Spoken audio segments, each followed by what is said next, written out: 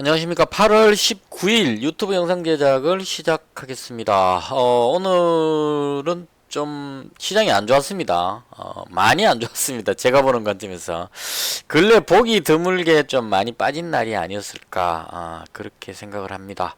먼저 장고부터 살펴보고 하나씩 풀어보도록 하겠습니다. 오늘 장고는 643만원입니다. 해서 마이너스 9만원으로 마감을 했습니다. 8월 들어서 지금 상황이 좀 안 좋은데요.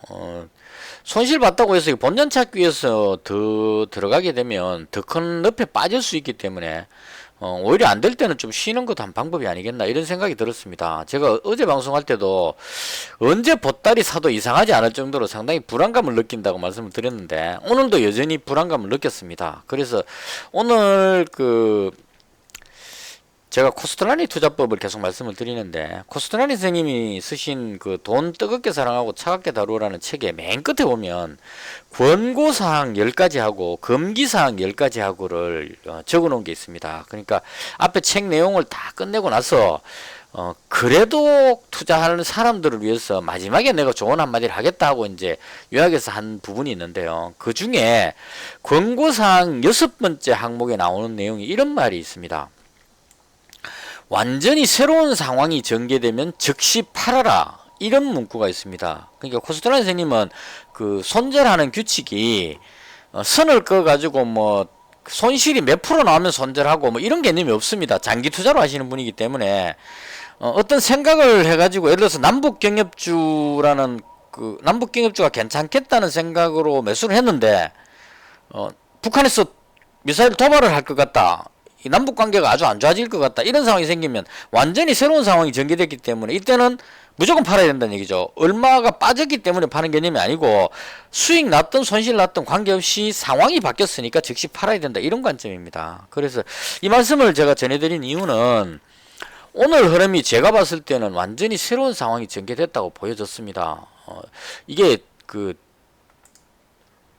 오늘 새삼스럽게 그랬는 게 아니고 제가 여기서부터 계속 그 말씀을 드렸던 것 같아요. 이즈음에서부터 여기쯤에서부터인가 뭔가 좀 안 좋다 이런 얘기를 계속 제가 말씀을 드렸었습니다. 그래서 비중도 줄이고 가지고 있는 종목들을 인버스 관점으로 뭐 코로나라든가 뭐 이런 쪽으로 테마주 쪽으로 해서 정치 테마주 이런 쪽으로 매매를 하면서 조심해서 하자 이런 쪽으로 계속 했었습니다. 그래서 그나마 버텼는데요. 오늘 이 하락은 좀 심했습니다.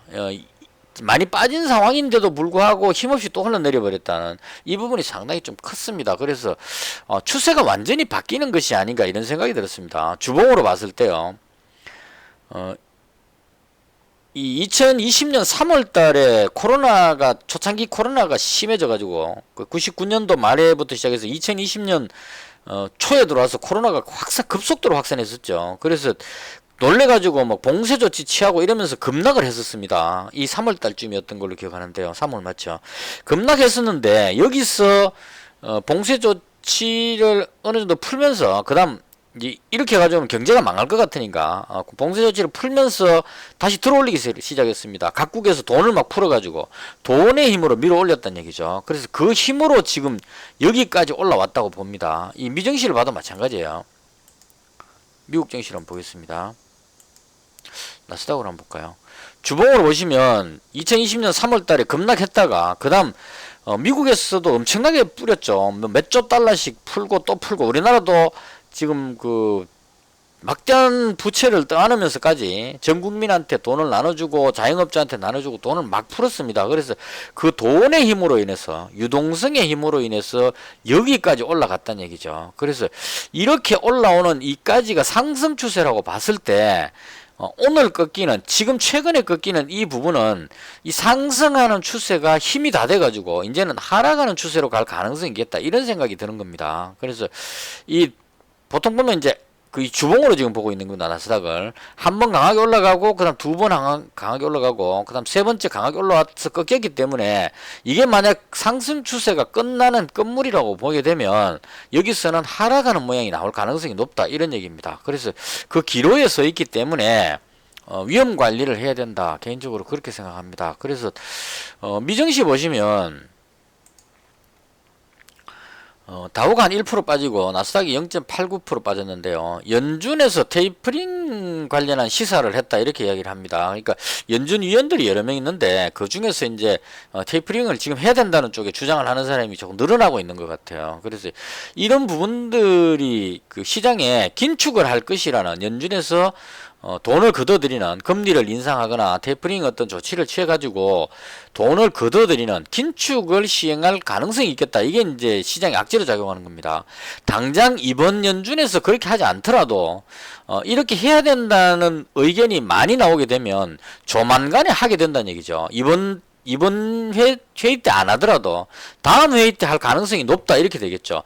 혹은 다다음 달 적어도 한 6개월쯤 지나면 할 것 같다. 이것까지도 악재로 작용한다는 얘기입니다. 시장에서는. 그래서 긴축에 대한 우려감으로 인해서 증시가 하락하는 그런 분위기로 빠졌다. 이렇게 보면 될 것 같습니다.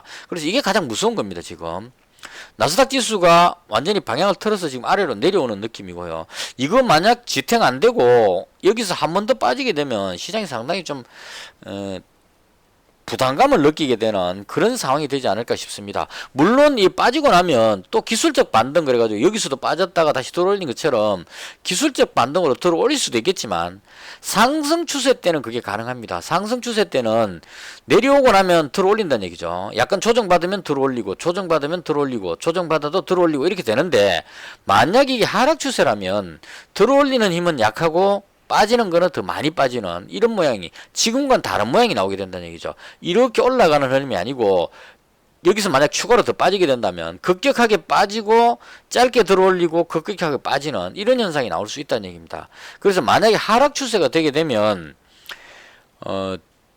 수익 볼 확률보다 손실 볼 확률이 더 커진다 이렇게 보시는 게 맞을 것 같아요. 그래서 이럴 때는 진짜 고수라면 많이 빠졌다 싶을 때 단타로 들어가서 뭐 반등을 보고 이익 보고 빠져나오고 이렇게 하면 되는데 저는 아직 그까지의 경지는 안 온 것 같아요. 그래서 충분히 빠질 때까지는 쉬는 게 낫다. 이게 이제 개인적인 생각입니다. 그래서 일단은 시장이 지금 상당히 안 좋다는 거 말씀드리고요.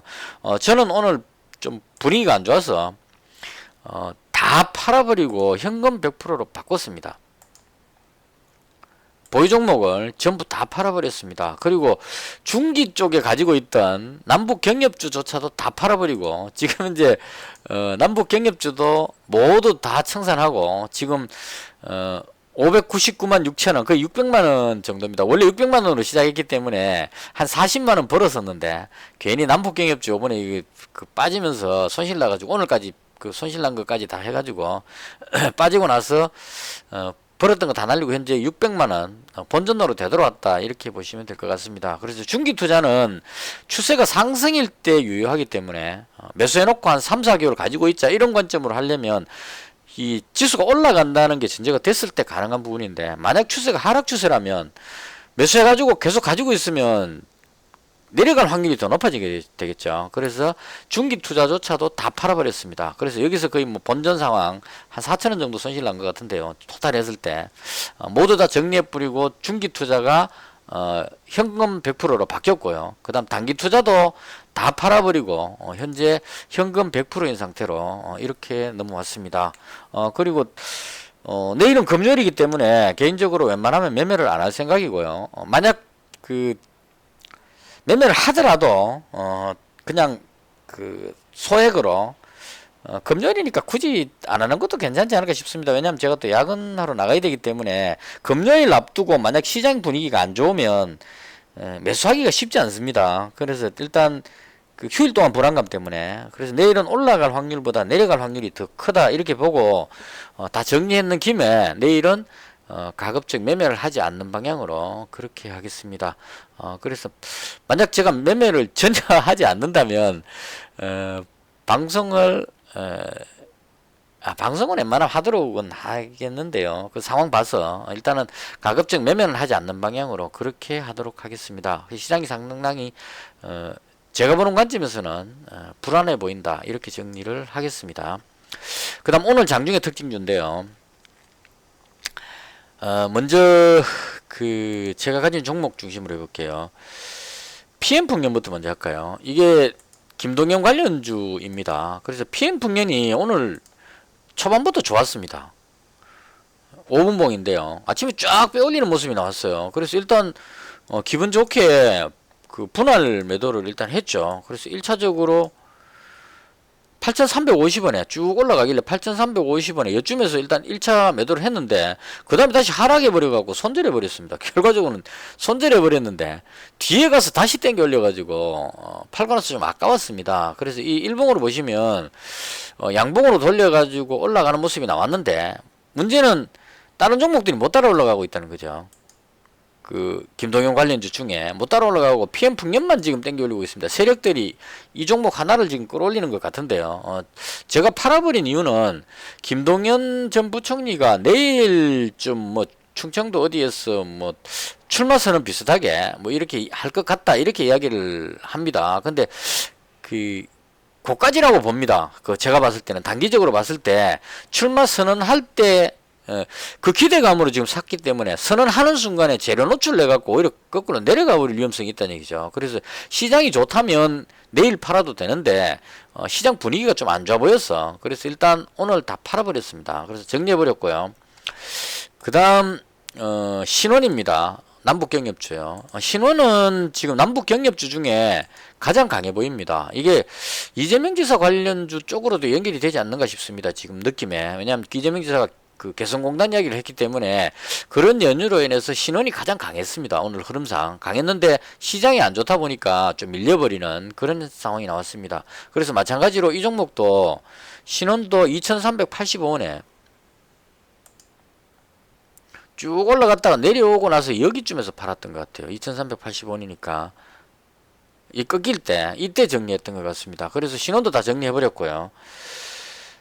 그 다음 휴마시스인데요. 휴마시스는 조금 이해가 안 됐습니다. 이게 그 실적도 좋게 나왔고 그리고 코로나 확진자도 많이 나왔습니다. 지금 확진자 보시면 어제 확진자가 2152명으로 사상 두 번째로 많이 나왔다고 합니다. 그래서 확진자 많이 나왔기 때문에 올라갈 수 있지 않을까 생각했는데 이 부분이 시장이 좀 안 좋은 것도 좀 작용했던 것 같아요. 매도를 계속 해버리니까 호재성 뉴스 터지고 나서 이렇게 눌러버리면 올라갈 줄 알고 매수 들어온 사람들이 손절을 하게 됩니다. 이게 가장 문제죠. 그러니까 올라가려고 그러다가 시장 분위기가 안 좋아서 눌러버렸는데 눌러버리니까 여기 지금 어저께부터 계속 들어와 있던 사람들이 손절을 못 해가지고 밑으로 계속 흘러내리는 현상이 나왔습니다. 그래서 마지막까지 흘러내리고 그 다음 시간에까지 지금 밀리고 있습니다. 그래서 이 부분도 마찬가지로 시장 상황이 안 좋다면 확진자가 아무리 나오더라도 시장이 안 좋으면 같이 빠질 수 있겠다 이런 생각이 듭니다. 미국 선물 지수까지 안 좋기 때문에 만약 여기서 그 국내 증시가 해외 증시가 지금 이 상황에서 만약에 오늘 그 미증시가 빠지고 급락하는 모습이 나오고 나면 내일 국내 증시도 더 빠질 수 있는 제가 지금 줄 꺼놓은 자리 이게 어제 방송할 때 제가 어제 올라가는 건 기술적 반등이고 빠지면 한 이 정도 빠질 것 같다 이렇게 이제 예상을 했었는데요. 이 선까지 내려올 위험성도 있다는 얘기죠. 그래서 만약 빠지게 된다면 지수가 많이 빠질 때는 웬만한 종목들은 다 따라 내려가 버리거든요. 그 예전에 제가 이런 걸 한번 해봤는데요. 지수가 빠지면 인버스 관점으로 오히려 진단키트 코로나 관련주는 거꾸로 올라가지 않겠느냐 싶어서 잡아도 그 코로나 때 제가 이제 마스크 같은 이런 종목 잡아봤는데요. 지수가 심하게 빠져버리니까 같이 내려가 버리더라고요. 그래서 내려갈 것 같을 때는 다 팔아버리는 게 제일 낫다. 그래서 그런 관점으로 정리를 다 했습니다. 그 휴마시스도 손절해버렸고요. 그렇게 해서 오늘 나온 게 이제 그 마이너스 9만원입니다. 모두 손절하고. 그 다음 오늘 그 약간 특징적인 뉴스가 있어가지고요. 지금 그 보시면 빅텍이 상승을 했습니다. 강하게 올라가다가 밀렸는데요. 이 부분에 대한 설명을 해야 될 것 같아요. 오늘 실제로는 보시면 남북경협주가 좋았습니다. 신원이 아침부터 쫙 대장으로 치고 올라가고 모양 멋있었죠. 쫙 올라갔었고 그 다음 대하TI도 따라서 쫙 올라가고 이 작품이었습니다. 오늘 쫙 남북경협주 다 올라갔습니다. 그래서 제가 남북경협주를 가지고 있었기 때문에 조비까지 올라갔죠.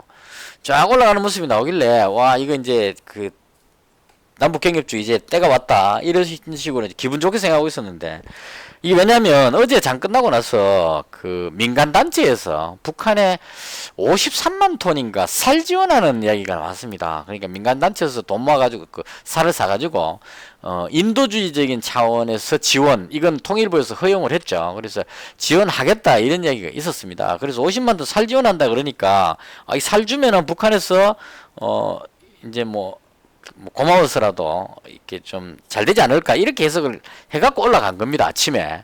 그러니까 대장이 신원이었던 걸로 같아요. 그래서 싹 당기면서 올라갔는데 문제는 어디서 터져버렸냐면 빅텍에서 급등해버렸죠. 이게 제가 참 이해할 수 없는 이 현상입니다. 이거 사실은. 왜냐하면 장 시작하기 전에 제가 뉴스를 봤을 때 뭐가 나왔냐면 북한에서 그 동해에 항해 금지 발표를 했다 이 뉴스가 나왔습니다. 언제 항해 금지 발표를 했냐면 광복절 전후로 했다고 나와요. 그 뉴스가 나왔습니다. 그러니까 광복절 전후로 보통 그 북한에서 미사일 발사할 때 거기에 배가 못 들어오게 이제 항해 금지를 하고 미사일을 쏘죠. 왜냐면 배가 지나가는데 미사일 쏘고 배가 맞아버리면 안 되니까. 그래서 우리가 미사일 쏠 거니까 여기 아무도 들어오지 마시오. 이게 하는 게 이제 항해 금지 발표인데 그건데 그걸 했답니다. 그래서 그게 장 초반에 영향을 안 줬습니다. 남북 경협 쪽 올라가고 빅텍이 내려왔기 때문에 영향을 전혀 안 주고 있었어요. 이게 왜 그랬냐면 그 뉴스의 후반부에 뭐라고 적어놨냐면 광복절 전후로 항해 금지 구역 이야기를 북한에서 이야기를 했는데 실제로 미사일을 쏘지는 않았다 이렇게 나온 겁니다. 그러니까 이건 이제 해석해보면 8월 15일이니까 19일이니까 그렇게 요청만 해놓고 항해 금지 이야기만 해놓고 실제로 미사일은 안 쐈다 이렇게 돼버리죠. 그러면 그냥 괜히 손 닫고 겁만 주고 한미연합훈련하니까 겁주려고 그냥 쏜다고 말만 하고 실제로는 안 쏘는 것이 아닌가 이렇게 돼버린 겁니다. 그래서 남북경협주가 급등했었는데 오늘 이 장중에 이때쯤 뉴스가 나왔던 것 같아요. 북한에서 그 항해 금지 그를 요청을 했다.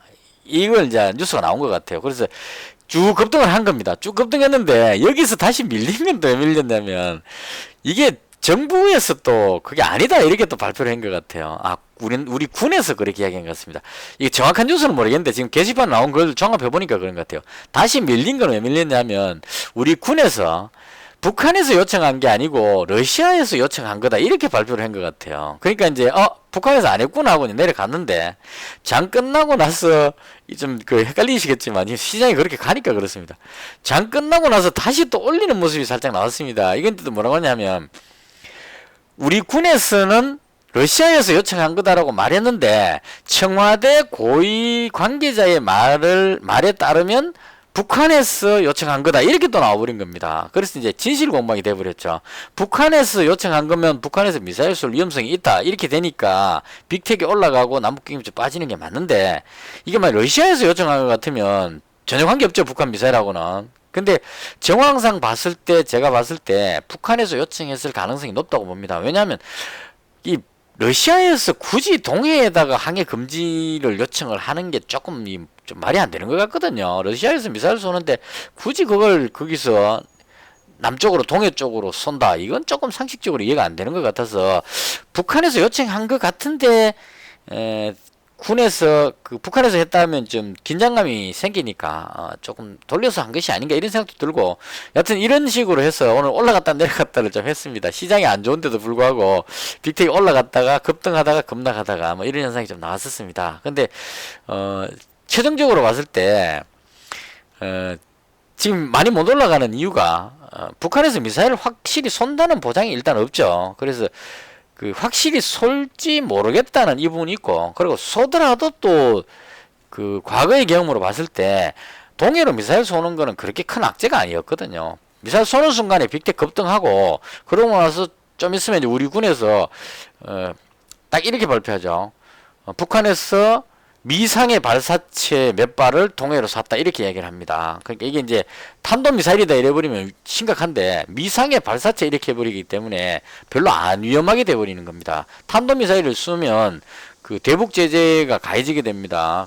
무슨 위반 이렇게 돼가지고. 근데 미상의 발사체를 쐈다 이러면 이거는 뭐 그 자위권 차원에서 훈련할 때 쏘는 포 정도로 해석을 하기 때문에 별거 아니다 이렇게 넘어가 버린다는 얘기예요. 예전에 트럼프 때는 그렇게 했었습니다. 그래서 이 부분이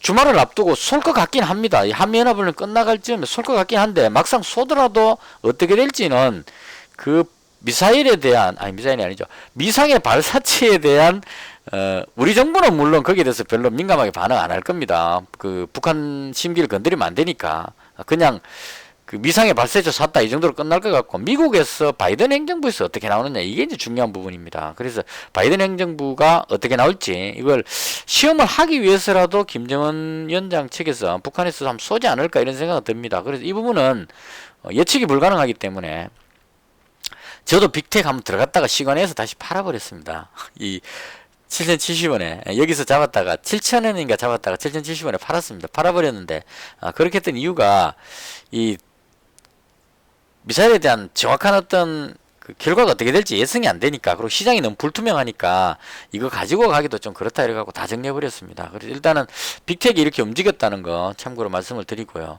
그렇게 하고 나니까 이제 그 남북 경협주들이 오히려 이제 밀리는 그런 모습이 나옵니다. 신원부터 해가지고 남북 경협주들이 대체로 하락하는. 그래서 시간의 거래 이렇게 대충 눌러보니까 대부분 다 지금 좀 하락하는 분위기입니다. 왜냐하면 지금 미국 선물지수가 마이너스 0.9까지 내려갔습니다. 지금. 그래서 주말 앞두고 내일도 장담할 수 없는 그런 장이 올 것 같기 때문에 투자자들이 상당히 불안해하는 그런 게 아닌가 싶고, 그리고 그 제가 투자주체별 매매 이거 보여드릴 때 항상 말씀을 드렸죠. 개인들이 지금 주식을 너무 많이 가지고 있습니다. 외국인들이 주구장창 팔아가지고 기관하고 다 같이, 외국인 기관하고, 이게 언제부터냐면 이게 2020년 3월인가 그때부터입니다. 이게